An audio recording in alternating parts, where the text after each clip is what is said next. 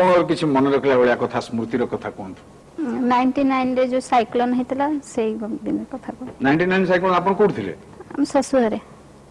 से साइक्लोन आपन को बहुत इफेक्टेड हम हेतलु से समय भद्रक तो आपन दाम्पत्य जीवन ऊपर केमति प्रभाव पड़े हां साइक्लोन रे सर भद्रक बहुत इफेक्टेड हेतला सेते बेले हमें म्युनिसिपल रो काउंसिलर थिली